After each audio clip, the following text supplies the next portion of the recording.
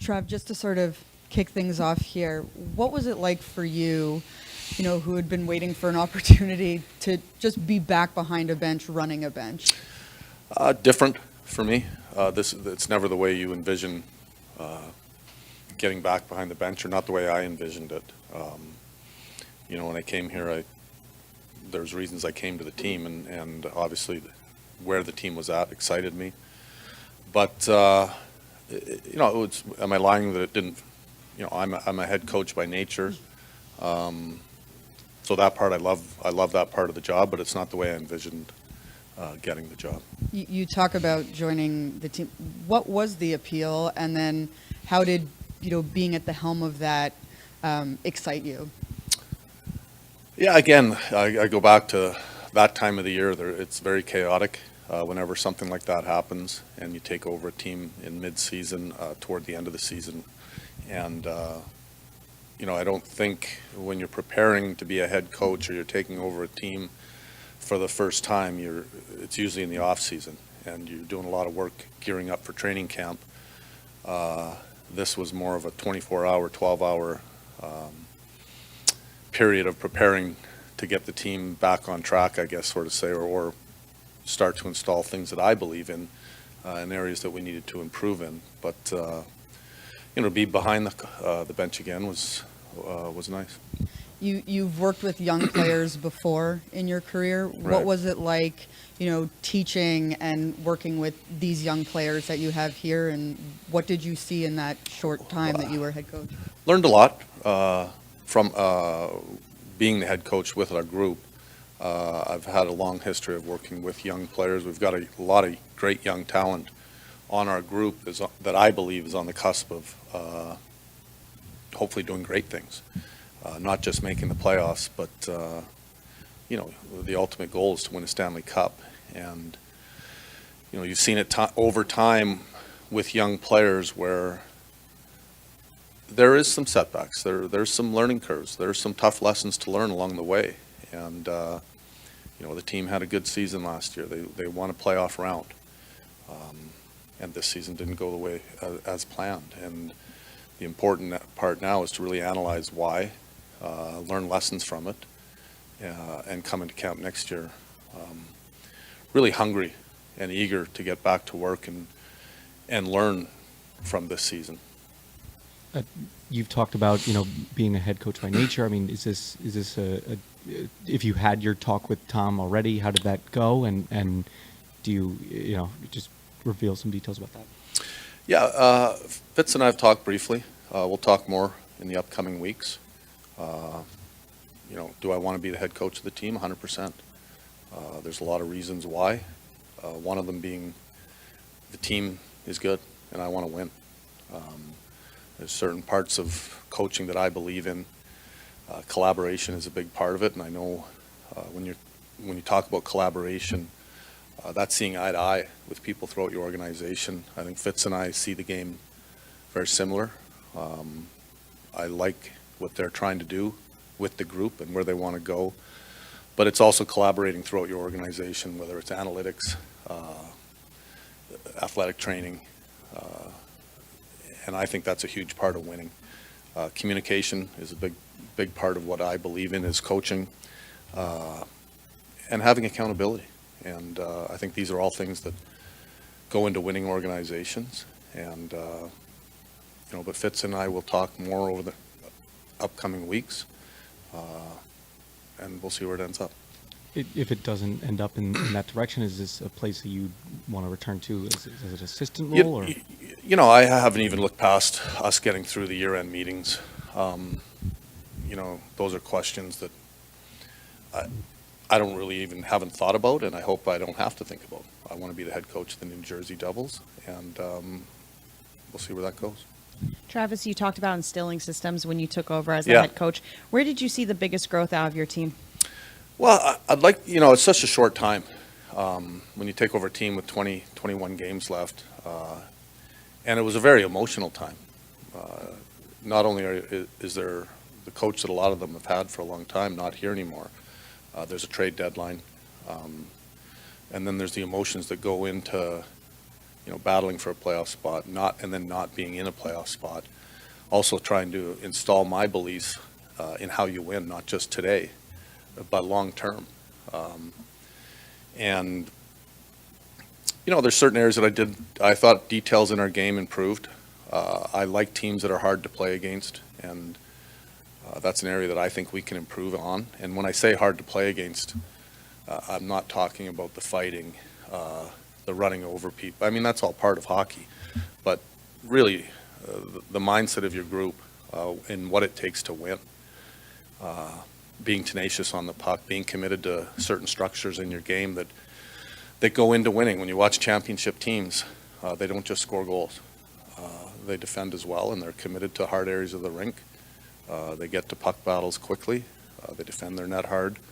And these are all things that I've tried to, in a short period of time, without a lot of practice time, install. And I think we took steps in those areas. Would I have liked us to won a few more games? I would have. I think we lost 8 games by goal, taking away the empty netters. And a goal here or there would have helped. Obviously, injuries played a part of our season, which you never want to use as an excuse. I talked a lot about the maturity of our group and the youth within it, and that's part of the NHL. There's a lot of young teams that need to grow into winning teams, and you can see it.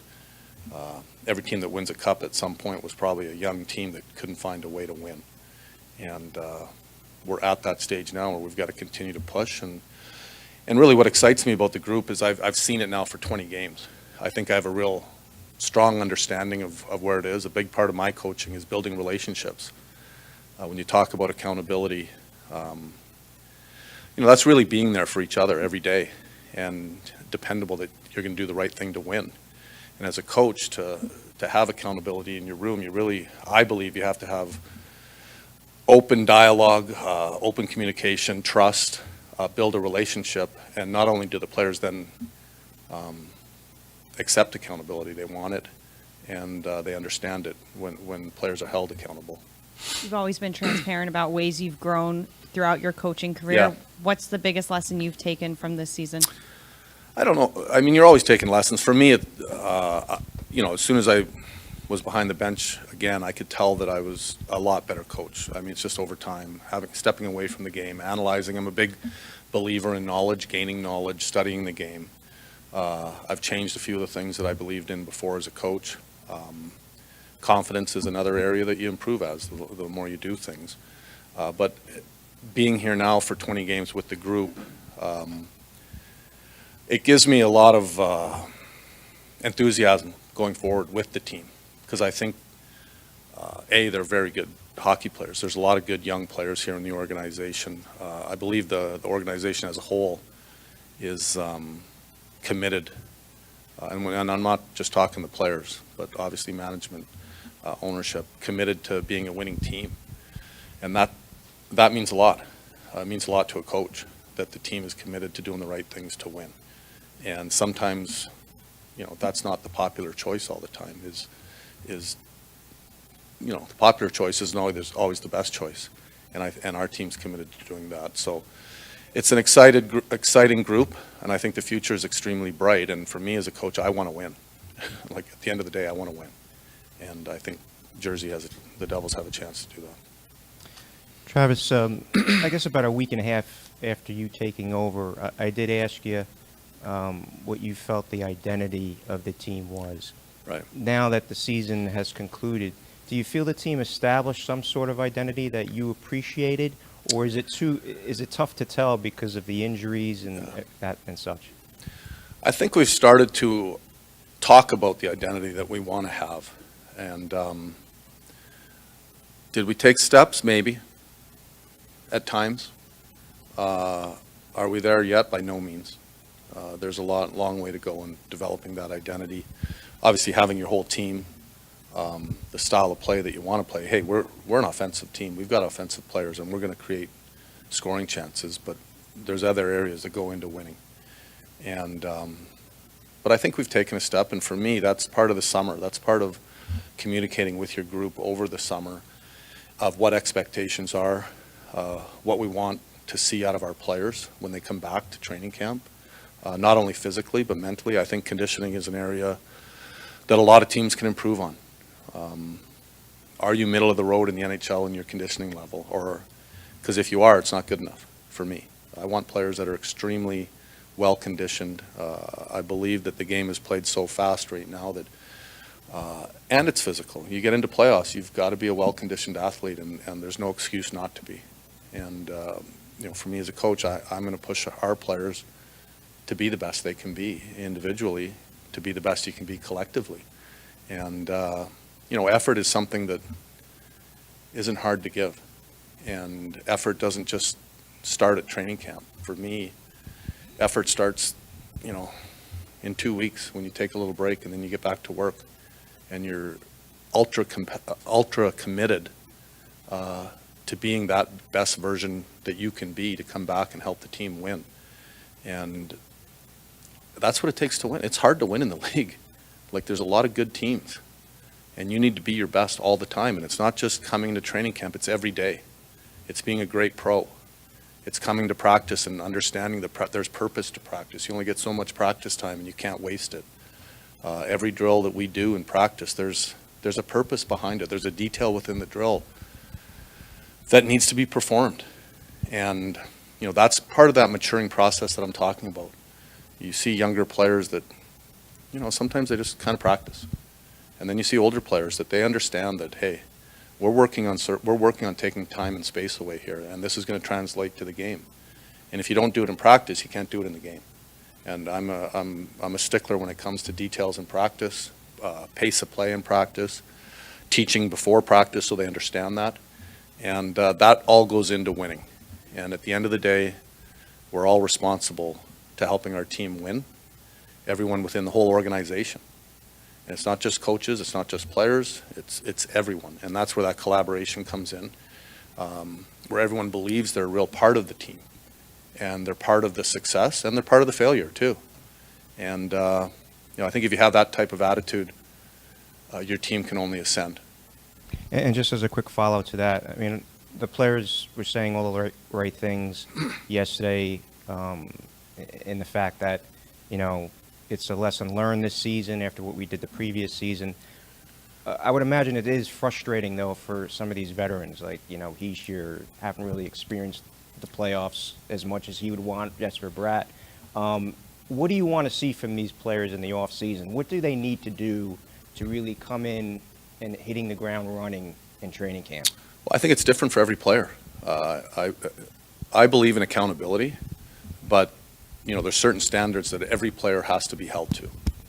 But how you treat and how every player prepares is going to be a little different from where they're at in their development, for starters. And you talk about it as we have veteran guys that have been around. I look at it almost the opposite direction. We still have a lot of young players that have, like Nico's a young captain in the league. He's 25. Bratter's still a young guy. I think Nico's just scratching the surface of where he's going to be and where he's going to end up. I think he's a great player on the ice. I think his leadership skills are just going to continue to rise. And that comes just from being in the league. That comes from being confident in yourself as a captain. I was lucky to coach the Sedins at the end of their career. And, quiet leaders, not overly talkative, not loud and boisterous. Some captains are loud, some aren't. But the respect that they had in the room was amazing. And I think Nico has the ability to get to that stature.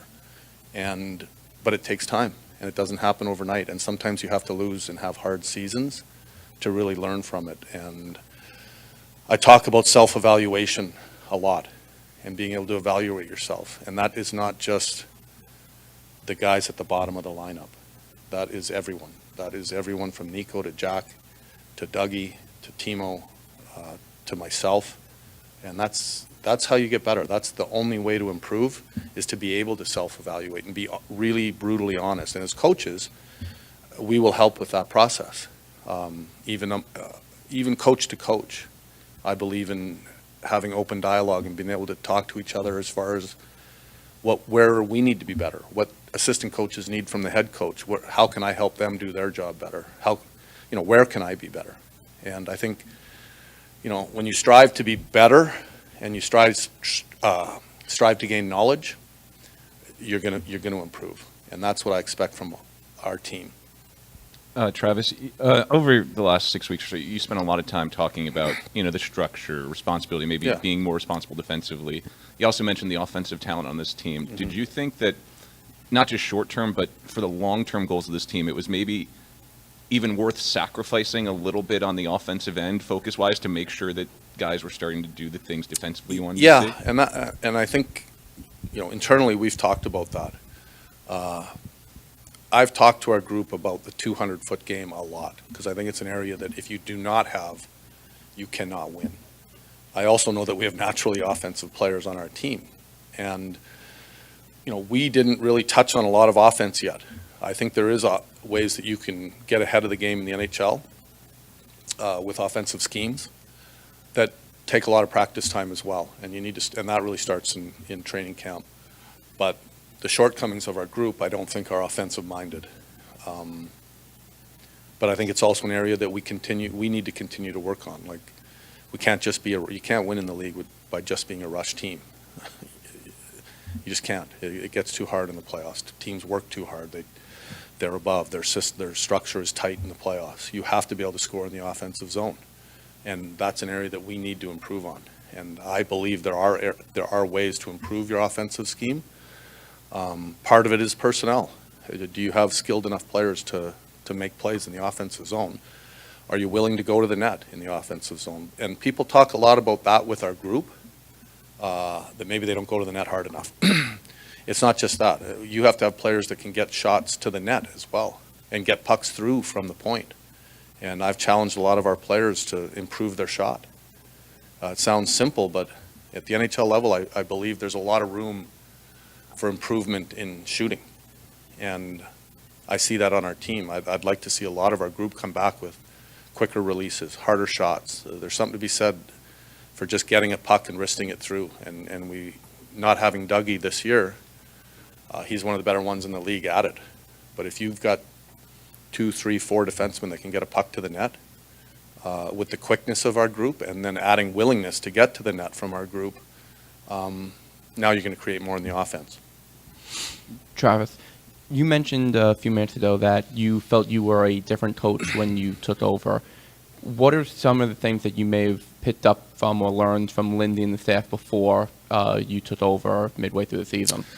I think you're always learning. I think just being around Lindy made me a better coach. Watching how he coaches compared to how I coach, I study the game a lot. I study different systems a lot. I analyze, what works for some teams also doesn't work for every other team, and why does it work for this team? And that's where analytics can really help you in the off season. I have changed some of my ideas on D-zone coverage, for example.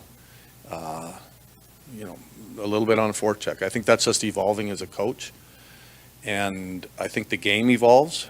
I think coaches have to evolve as well, and also being able to. There's a certain style you might want to play as a coach, but can your team do it? Are we built? Analytics is easy to go and look at the team, but they're all built a little bit different too. So I think confidence-wise as a coach, I'm a lot more confident in my coaching abilities, I guess, and I was always confident, but you just get better at what you do when you've done it a little longer.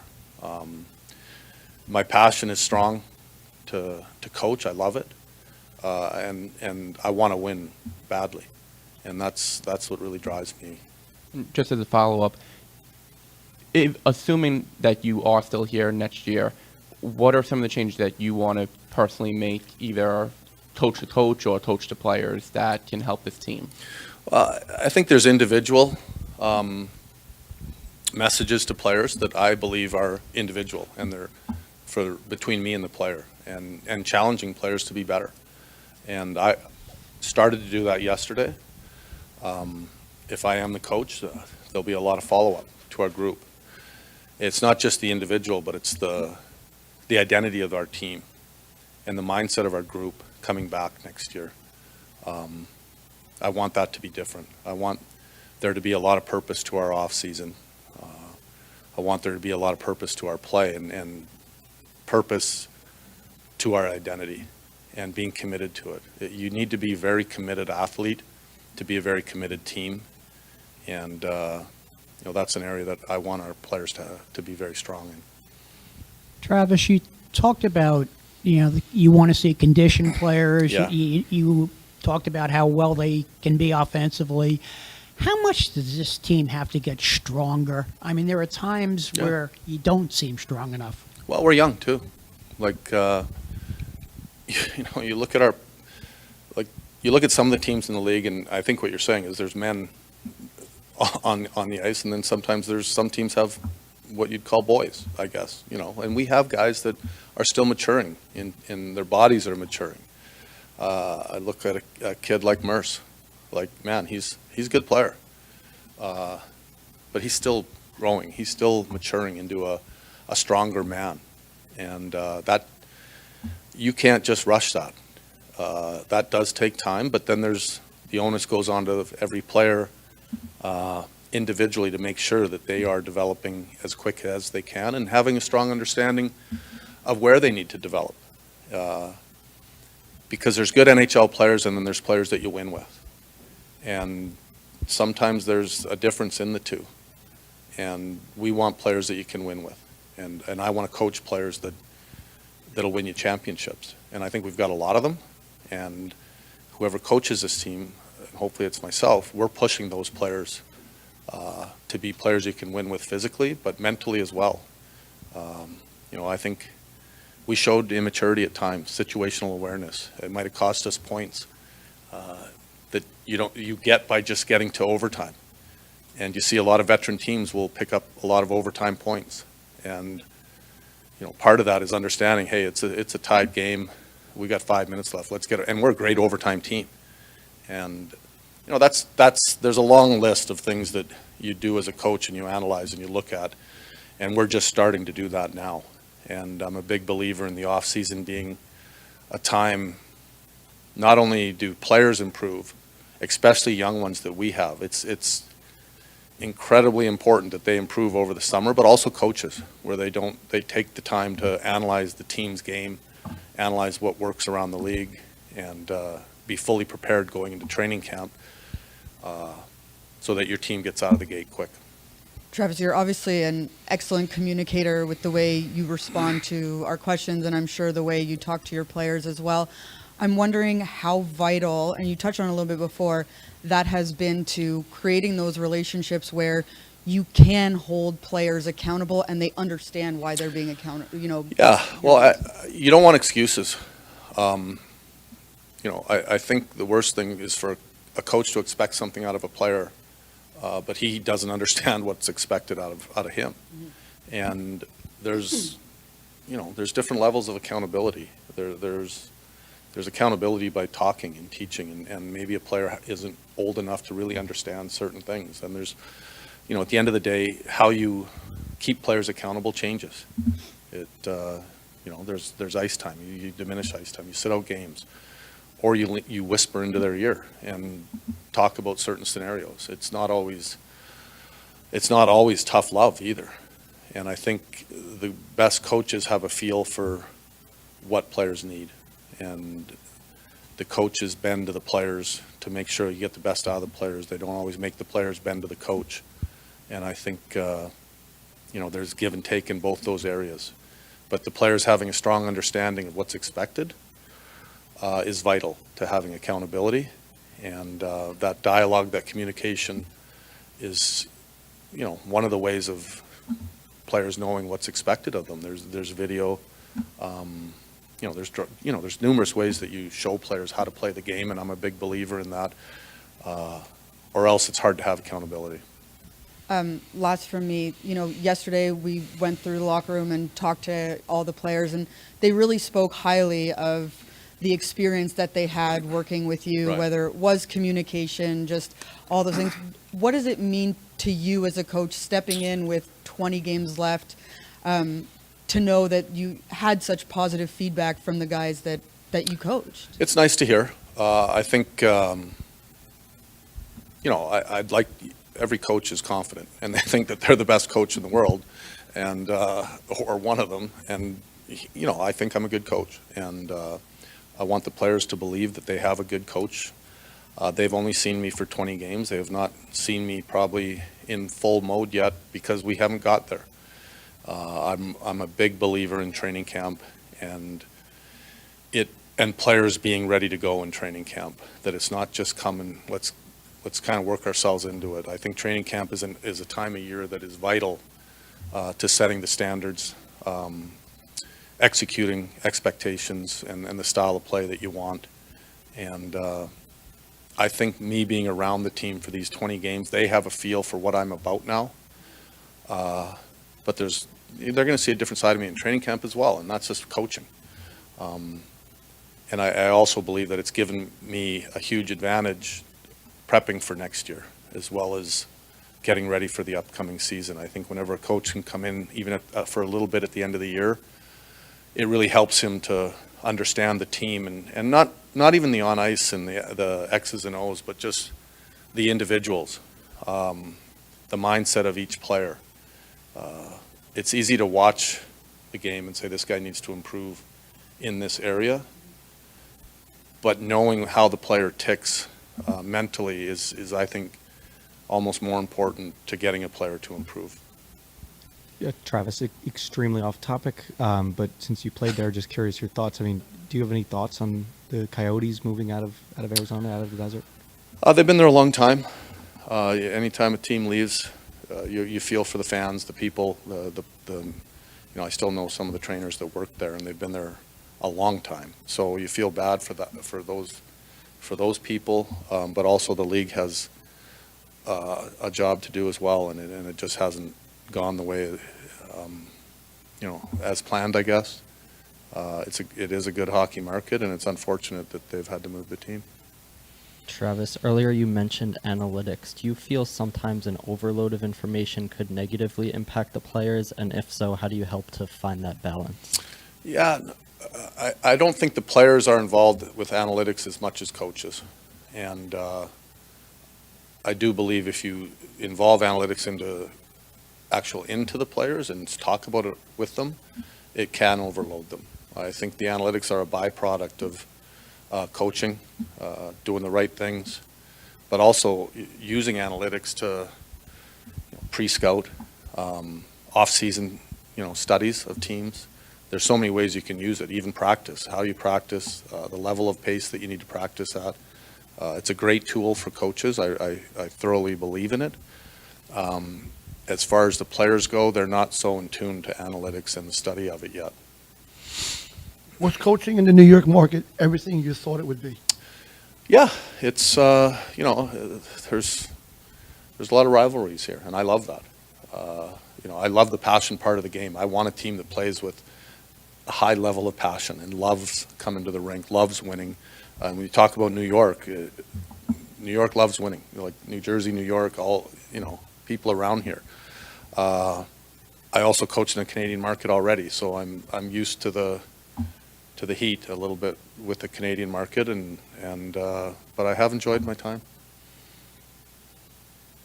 All right. Thanks, Travis.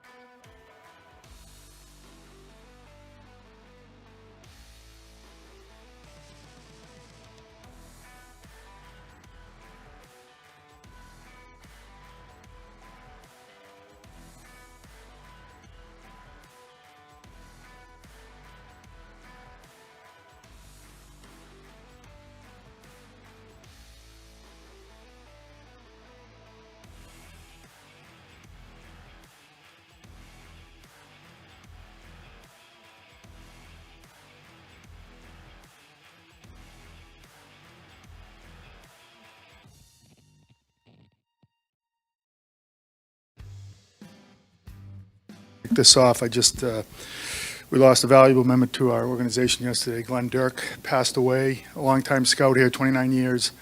Gave his heart and soul to the organization. So our condolences to the entire organization, send our condolences to his entire family. Thanks, Fitz. Fitz, obviously yesterday was a very long day for you, for your staff, for your players. What was your overall impressions of your exit meetings, and what was your overall message to really your core group of players? Well, it's nice to hear some thoughts. I'm very curious on where their mindset was this year, where it's at now, and where it needs to go. So I asked a lot of questions, some different questions for different people. I'm not asking the younger players on our organization the same as I asked the older players and more experienced players. But really just, wanted to see truly and sincerely how disappointing this season is for everybody in this organization, starting with me. We don't want this to happen again. But with that being said, there's a lot of things that have to happen. We do have a lot of talent on this team. Extraordinary amount of talent. We are a fast team. When we think and play quick, we're a very fast team. But it's just, this isn't, the maturity of this team has to continue to grow. And that's everyone. It's challenging themselves. It's taking the next step in leadership. And I'm not just talking about the guys who wear letters, but there's another level that we have to get to. And I'm not just talking about on ice. I'm talking about off ice too, as well. Leading the way off the ice. Doing things in the weight room is as important as the extra stuff you do on the ice, whether it's D drills, face-offs for centers, wall play for wingers. It's all encompassing, and we've got to get there. We've got to value those things to make the next step. With that being said, then you get to the on ice. Better details, better habits, practice habits. Are we in the best possible shape we can be in? When you are, the game's easier. It slows down more when you're stronger and you're faster, and you can actually stay out there for a minute and 20 seconds. At 45 seconds, you're at your top peak if you can do it. So that's something where we need to get to. That's a level we need to get to. So overall, there's a lot that we have to put back in place or get in place, value places. But with that being said, this is very disappointing, but it's also very exciting for me personally that I get to put my handprints on this organization moving forward and add to the core that we wholeheartedly believe in, and believe that they're going to grow from this experience and push each other and take the next step in leadership, keeping each other accountable. It's their locker room. What they permit is what they promote. Really believe in this group. So excited about the offseason and where we need to get to and really try to help this core get to the level they need to get to. Did you feel your players were responsive to that message when you were talking to them? Absolutely. They've got curious mindsets, they growth mentalities, they want to get better, and sometimes you got to punch people right in the nose and to realize, oh, this is reality. What we got is what we deserved. How much we talk about injuries and not wanting to make excuses, obviously, but sometimes there is a reality there. How much did losing Dougie, create a trickle-down effect? Obviously, Nemo and Luke got bigger minutes, but where did that really impact your team, you think? Well, it impacted the entire cohesiveness of what we wanted to do. You look at this year versus last year, and the men's game lost.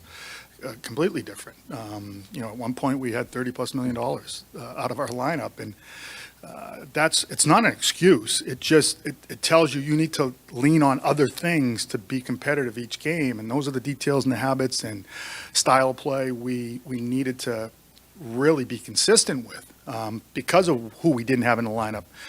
Missing Dougie is he's one of the best players in the league at his position for a reason, and he's here for a reason, and it's tough to replace. Now, with that being said, I think the silver lining of all that and some injuries was the amount of growth our younger players, in particular Luke and Simone and Kevin Ball, on the back end, invaluable what they've gained in experience with the injuries. We believe there's, like all young players, there's going to be growth. We saw it with Jack, we saw it with Jesper, we saw it with Nico from one year to the next with experience, and we don't anticipate anything less from those three in particular. That this experience will pay forward. Tom, on the coaching search, what qualities in candidates are you looking at? And then, as for specifics, I mean, is this timeline wise? Is this a pre-draft decision, and just things like that? Well, great question, and the reality is that yes, I'd like to have something in place before the draft. That gives me flexibility with the available candidates, including Travis. And hey, you don't know what could shake out after the first round either. I want to take my time with this, but I have specific areas that I want to check, boxes that I want checked. One, they have to be an excellent communicator. Negative feedback, positive feedback, but feedback, constant feedback. The players crave it. They want it. Communicating upwards, communicating with management, being able to communicate with our managing partners for questions and feel comfortable in that situation. Lots of feedback, like I said, positive and negative. So communication is a big one. Someone who's collaborate, who wants to collaborate with all different areas of the organization, in particular me, someone who understands and where I think the team needs to get to, and how do we do that. Players that we will need, we work together. I'm not a dictator. I work with everybody. I think I'm very collaborate with information, and use all that information to try to make the best decisions I possibly can as the manager. Someone who, when I talk about collaboration, that is using the things that are at our fingertips, analytics for decisions in personnel or strategy on how we want to play. Sports science, it's to me, it's real. It's there now, where we can use the information from the equipment that we use to gauge where our players are at in practice and what kind of practices we need, and what when we can push and when we have to pull back. So someone who believes in that and will utilize that is one. And then lastly, accountability. A coach who's going to keep every player, not just a handful of guys, accountable. If you don't have accountability, you really don't have the building blocks to a championship caliber team you want to get to, in my opinion. And with that being said, we need players who understand accountability and want to be held accountable and want to be able to, and should be able to look in the mirror and say, you're right, I got to be better. And this isn't good enough. And that may be, like I said, it may be not enough time in the weight room, just checking a box there and just doing it versus, no, you get in there, because that is as important as the face-offs, and as an example. So yeah, those in particular areas are what I'm looking for, and I think this organization deserves that. And what about Travis's tenure gives you confidence to give him a serious look here, as you mentioned? Well, and Travis is well aware of my intentions, and I owe it to the organization to make sure I scour the coaching world with who I believe would be the perfect coach for this group moving forward, for what's available out there. Travis, I've known Travis a long time, but I didn't know him as a head coach. He came in as an assistant, completely different roles. Who your responsibilities, who you're dealing with on a daily basis versus being the head coach.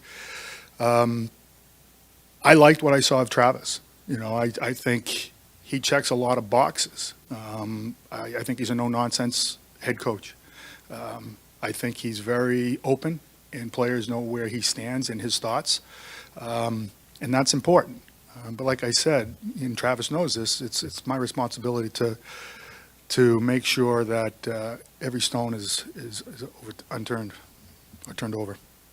You obviously understand how pivotal of an off season this is. I guess how much pressure, be it internally or whatever, do you feel entering this summer? And what's your message to fans, as to why they should have confidence in the decisions you're about to make, especially you talk about, the big game hunt for the goalie and things like that? Well, I think I've done a really good job building this team with the help of my predecessor before and bringing the right pieces. When we look back at the decision on bringing Lindy Ruffin as the head coach to do certain things with the young lads that we had and grow them. I know we did that. This is the fun part. Like I'm actually so excited about this because I know exactly what this team needs. I know exactly what these individuals need. I know what they want, and they crave that excellence. I've got David Blitzer and Josh Harris's full autonomy to make decisions, the right decisions for where I think this organization needs to go, and that's with internal people and pushing players the right way and understanding how to get to the next level because we need to get to that next level, and we've made commitments to an abundance of players. And I've have a commitment, and I know exactly what my duties are. There are areas that I know we need to upgrade now, and my job is to go out and find those people and players to help. So I'm very confident. I believe last year was no fluke. I think that was a team. Will we ever get 112 points again? I hope so, but that's not the standard. The standard is, how we conduct ourselves, how we practice every day, how we play every day. I always say this, and you've heard it before, is let's not put the cart before the horse. We can have all the talent in the world, but if we're not willing to put in the work, the effort, and the energy, and the passion, it's all for nothing. You've mentioned, with Allen at the deadline, how it was, the no trade or no move clause and things like that. That was the reason that you couldn't get him earlier. But do you look at how he and Capo have played since the deadline, and do you think to yourself, maybe I could have gotten one of those done sooner? Sure. In hindsight, yeah. But then I said this maybe I did say at the deadline. It's called the deadline for a reason. That's when teams leverage the most out of a return because it's the 11th hour. So if deals were easily made earlier, I think you'd see a lot more deals made. You just don't. That's the reality of a deadline. But with that being said, Jake Allen had some hesitation on coming to New Jersey. And I think part of my responsibility, and as I became the manager of this team, is to shift the mindset of, this is a really good place to play, and we'll show you. You have to come and see it and experience to understand it. And now that we've attracted the Dougie Hamiltons and the Palots and held on to Timo Meyer, and a guy like Jake Allen sees this place differently and is extremely excited about moving his family here and understanding where we are as a group, and he's super excited. I think my group internally has created this, has helped create New Jersey to be a destination. And our players obviously are a big help there. But it is a destination. And I think I have to tip my hat to my group for knowing how to sell it, the players for pushing this place to being a place where good players want to come. And that's where we're at. In your talks with Capo yesterday, given how well he's played, is that a player that you might give a fair shot after how well he did in his audition, so to speak? And do you have any thoughts on the other upcoming free agents that are expiring? Well, I can't really talk about any other player until their contracts expire on June 30th. I can talk about ours, and Capo came in. When you come in from another organization and you think you may think you know what other organizations are like, and when you hear the feedback from players that are new and whether it's our sports science department, our athlete care department, the way our coaches handled them, how we practiced when they got here, and things that they worked on that maybe they didn't work on. Well, I know they didn't work on because those were the feedback. It becomes a place like this could be the right place for me. Capo, I thought he played really well when he came in. It's just something I told him. He and his agent, his agent and I will speak, to see where he's at. But again, it's my job to make sure I know what exactly is going to be available before I make decisions on UFAs.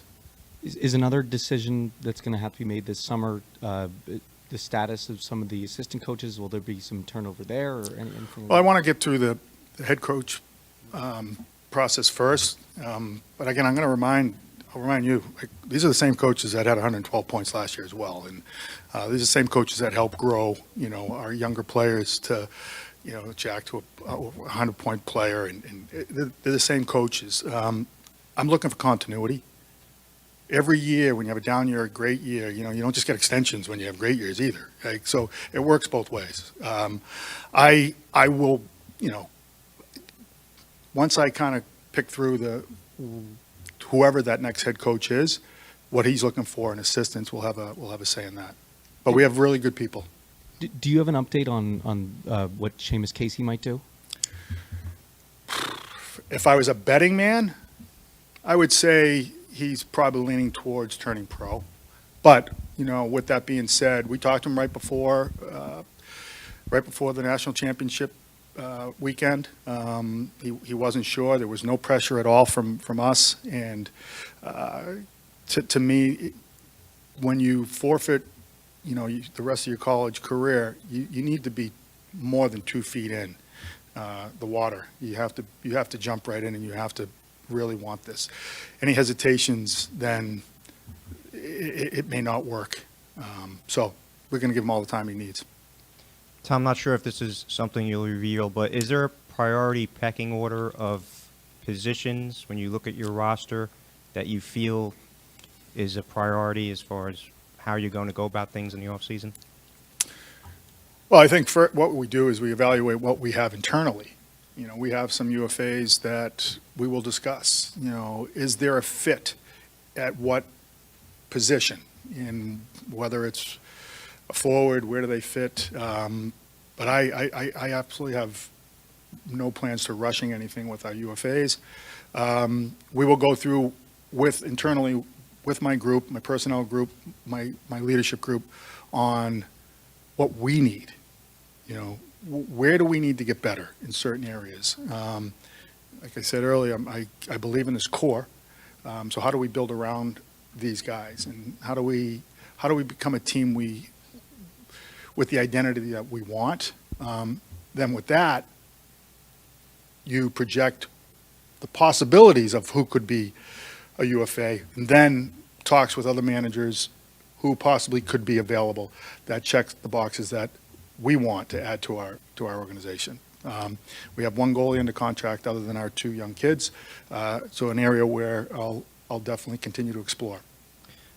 Travis just talked about, he mentioned explaining to the players and describing a 200-foot game, how important that is. And my question to you is, do you think there's a difference between playing to score and playing to win? And at times this season, did you kind of see an unbalance, let's say, in that area? Great question, and it's real. It's a real question. Like, because of how well everything went last year, coming back, being down, fighting to get that extra point to get to overtime, our overtime record, things went well. And those aren't things you planned for. They just went well. Different story this year. But with that being said, I felt, because there was a time I did speak to the team, and I just said, we cannot outscore our mistakes. No team can. You have to have a base and a foundation of commitment, playing away from the puck, understanding how to be harder to play against And that doesn't mean what everybody assumes it means. It's just staying on top of guys. Where I thought we strived last year was our quick break, our quick transition, odd man rushes. Well, teams played us a lot differently this year because they knew what would happen if they didn't. We have to figure out how to break through that. How do we counter? How patient do we need to be versus being all in off every single rush? That's experience. Things weren't easy for this group this year as they easier as last year, in my opinion. I think teams played us differently. But at the end of the game, at the end of the day, scoring goals is what you need to do to win hockey games at the right time. But it's okay winning 1-0. Last year, beating the Stanley Cup reigning champs, Colorado, 1-0. You have to be willing to do that, and you have to be patient, and you have to sometimes make the other team make the mistake, so you can counter with the amount of skill and the amount of firepower that we believe we have. But you have to be willing to do that, and you have to be strong in every other area to get those opportunities. So that's where we need to get to. Last year, we talked so much about this leadership core and this group learning about playing in the playoffs and playing to win. What's the biggest improvements and the biggest lessons that this leadership group, especially Nico, Jack, those players that wear the letters, and also some of the other guys, that they learned this year? It's a hard league. It's a very hard league, and every team you play is playing for the same thing, to be the best they possibly can, make the playoffs, scratch and claw to get in, and eventually, hoist that cup over your head. So, to me, it's going back to that commitment. Are we committed to do the right things? We say the right things, but are you willing to do the right things? And that, to me, is maturity thing, and understanding that it is a hard league. It's not a switch that you turn off and on where we can play a certain way. You have to be consistent in your game. And to me, it starts in practice. And it starts day one of training camp. What's the message? How we're going to practice? Every drill has a purpose. And you do things habitual. It just becomes a habit. Whether it's, maybe it's not an odd man rush, but we have a middle lane drive, a puck from the wing. It's outside the dots. You're never beating a goalie. If you do, it's a mistake. It's a bad goal. Get it to the pads. Crash and bang. Line up at center ice because you went to the dirty areas. Those are habits that we have to get to. And it starts in practice, and it starts with just repetition. And it has to be early in the season, because as the season goes along, practices become limited. Numbers in practice become limited because of wear and tear. So it's going to be demanded from day one. Fitzy, you mentioned this already, but the team last year, the roster wasn't that much different from this year, maybe injuries or such, but what lessons can you learn from other organizations, whether Vegas misses the playoffs, come back, win the Cup, St. Louis misses the playoffs, comes back, win the Cup, Tampa had some setbacks, the lessons you can learn from other organizations, how they took maybe one step backwards but then sprung forward? You've got to be, it's a hard league. From one year to the next, there's no guarantees of making the playoffs. So you've got to be a team that understands what training camp means, the start of your season. No one wants to play catch up, because eventually you run out of runway, and that's not the way you want to play.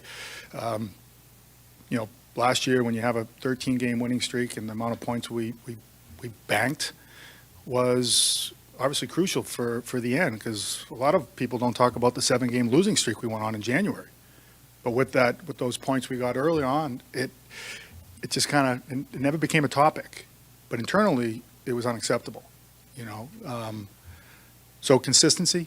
This year was a year we didn't find consistency. I think we won 3 in a row once, maybe. You can't you can't make the playoffs like that. I just think the mindset has to continue to grow on be unflappable. It doesn't matter if team scores open and shift. It doesn't matter. You just keep believing and doing the right things over and over and over again. And those teams that you talked to, they're very experienced teams. You know, they had a lot of experience. So experience is huge. We're still the sixth youngest team in the league, and that's not an excuse. It's time that this young team matures into understanding what the teams that win actually do to get to hoist the cup. And I know we will, and that's what I'm excited about because of the core group and how hungry they are and how, you know, just starving they are for that, and understand that this is a very hard league each year. You mentioned obviously getting the points early. A lot of the guys mentioned that early, getting the points early on in the season last year allowed them to kind of have a little cushion, if you will. And speaking with Palat, one of the things he mentioned was after they got swept, they had the President's Trophy, all that, and got swept by Columbus. They actually rethought how they played the game. And is that part of the growth, too? I mean, here's a team that won a President's Trophy, gets swept in the opening round, and still kind of went through the hard work of reevaluating everything they did, and then came back, obviously, a few years later to win back-to-back cups. For sure. You know, that's growth. You know, like when things, I don't want to say were easy for them because they won X amount of games and get so many points to win that trophy. It wasn't their goal. Their goal was to win a Stanley Cup. They fell short. Again, I can't speak to what happened there other than I'm sure they were pissed off, angry, you know, upset, but also understanding that it wasn't good enough for however they were doing things. And pushing each other, pushing individually and pushing one another every single day to be the best player can be. You know, I'm looking for guys who want to drag people into the fight on the ice, and I'm looking for guys who want to drag people into the weight room because that's important. That's what I'm looking for. Fitzy, one thing to come out of this year will be a draft pick that does look like it's likely to be in the top 10. With where you think this team is in the window, are you looking at that more as a chance to draft a really good young player and prospect, or are you looking at that more as a valuable asset that you can use to acquire a veteran right now? I'm not looking to give it away, but I'm also willing to use it if it helps this team take the next level with a strong player who can really fill a need of where we want to go. If that doesn't happen, then you're banking, you know, a future NHL player that you feel that can make an impact in your lineup. And then on the coaching search, is the communication things you talked about, is that even more important to you than a specific system? Like, are you flexible on system and style that a coach wants to play if they match a lot of the other things that you were talking about? It really doesn't matter what kind of system we play. I want individuals to actually follow directions, be committed to it, and actually do it. Because any system works. The breakdowns are when individuals don't want to do it or make a mistake, which is a game of mistakes. But it doesn't matter what system we play. The coach lays out a game plan, the soldiers will follow. If they don't, you have breakdowns. Tom, you mentioned earlier all about accountability and how you know, whatever you preach, you promote and everything, and that starts at the top. So what changes do you feel you and your staff need to make in order to have that trickle down to the coaches, to the players, and everyone? You know, to be honest, I probably have let my guard down on a lot of areas that may not matter up front, but the looser you get, it may be just dress code with people. You loosen it up a little bit, you know the old saying, right? You give an inch, they take a yard. You give a yard, you know. It's be a little tighter, you know. The potential of just keeping people accountable that way, for me, I can do a way better job in that, and I think that'll help create an everyday professional player and an everyday professional hockey ops department that understand that, you know, when you kind of loosen some things, some people take advantage of it, and versus being the nice guy, things are going to change that way. Just, you've mentioned a lot about wanting players a certain way off the ice, but on the ice, and obviously you can't discuss specific players around the league, but you have a lot of skill, not a lot of size on this team. What type of player on the ice do you want? Do you want a big, guy who can, put someone to the board? What type of player do you want to add to this team to take them to the next level? I want hockey players. And that can be defined in many ways. But first and foremost, they have to be passionate. They need to love the game. They need to come every single day, punch the clock, and go to work and actually enjoy it. And then do extra work, too, because they love the game. Versus just guys who play hockey. There's a huge difference in that. I want hockey players on this team. Our fans deserve those type of players. And those are players that are willing to block shots, are willing to, be comfortable in confrontation, understand that physicality is part of the game, create an identity, get back to having a momentum line, a line that, or two, that could actually change the momentum of a game. That's what I'm looking for. I think our fans deserve that. I think our core and skill guys deserve that. So, those are some of the areas I think we need to improve in. That's up to me. There's been some mentions of conditioning. Is any part of the training programs or staff something that you feel needs to be evaluated this offseason? Staff, no.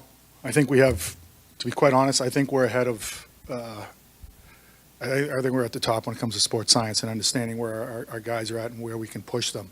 It's just pushing them and understanding and players accepting it. They get enough days off, that's for sure, through the PA. But when we go to work, we work. I ask you for an hour a day. That's it.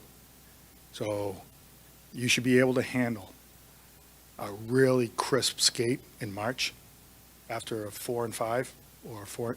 Doesn't matter. To me, it's a mindset. So that's where I'd like to get to. I want the game to be easy for our players, and the only way to do that is to be in the best possible shape we can be. Tom, I know we've seen the releases and everything, but do you have, just from your own perspective, an update on Jack, how he's doing, a timeline update on him? And I mean, with all these past couple of years, you've seen the injuries pile up. Are you concerned about his his injury status or something? Well, like that? first, successful operation surgery. With that, he stayed out. In Vail a few extra days to do some rehab. He's back in Michigan, and he will make a full recovery. The time frames differ. Each individual hail differently. But I do expect a player who comes back with a good,